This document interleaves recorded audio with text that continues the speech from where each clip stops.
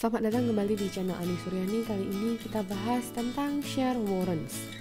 Apa itu warrants? Warrants itu adalah sertifikat yang memungkinkan pemegangnya untuk mengakuisisi saham pada harga tertentu di masa yang akan datang. Jadi warrants ini apabila digunakan maka dia bisa menjadi ordinary shares dan dia memiliki dilutive effect. Perbedaan dengan convertible securities ini adalah ketika warrants ini di-exercise atau digunakan maka akan ada pembayaran uang untuk memperoleh saham.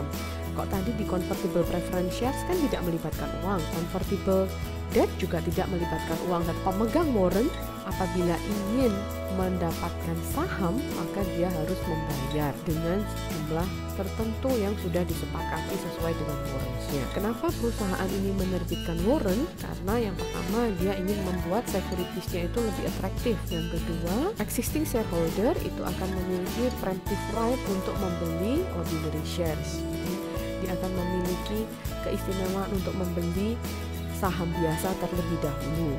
Kemudian yang ketiga, share warrant ini biasanya diberikan sebagai share option kepada karyawan atau manajer sebagai bagian dari kompensasi kerjanya.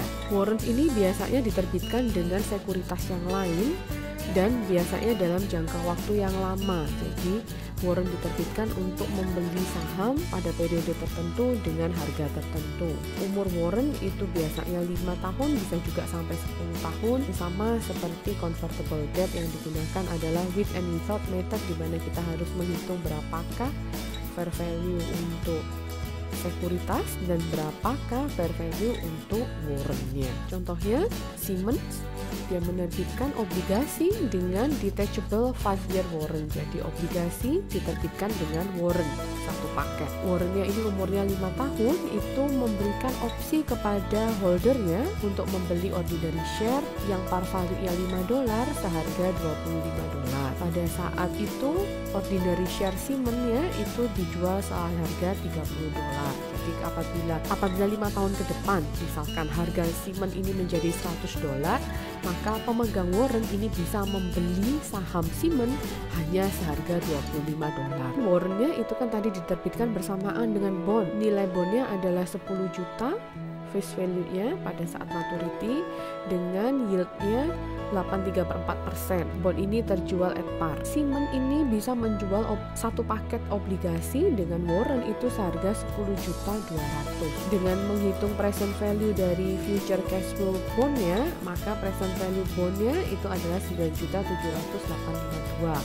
Maka kita bisa hitung berapakah komponen dari equity-nya. Bond ini terjual, harga cashnya adalah 10.200.000, kemudian present value dari liability-nya itu adalah 9.707.852. Cara menghitung fair value dari liability bagaimana? Ini sama seperti menghitung fair value obligasi, ya. Jadi kita present value kan maturity value-nya, kemudian kita present value anuitaskan kuponnya apabila ada.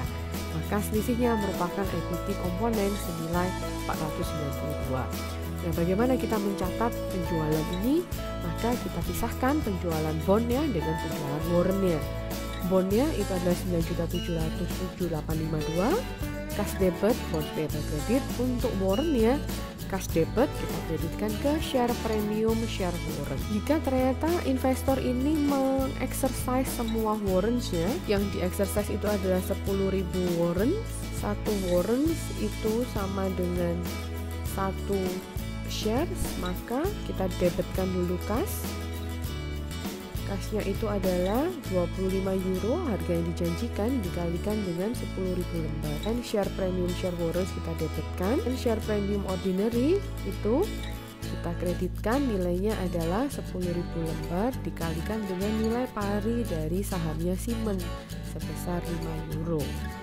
Selisihnya kita masukkan ke share premium ordinary. Nah, apa yang terjadi ketika warrant ini tidak di-exercise atau tidak digunakan? Maka ya kita debitkan share premium share warrants, kita kreditkan ke share premium expired share warrant. Debitkan ke share premium share warrants, kita kreditkan ke share premium expired share warrants. Sampai sini semoga cukup jelas. Kita lanjutkan di video berikutnya tentang share compensation plans.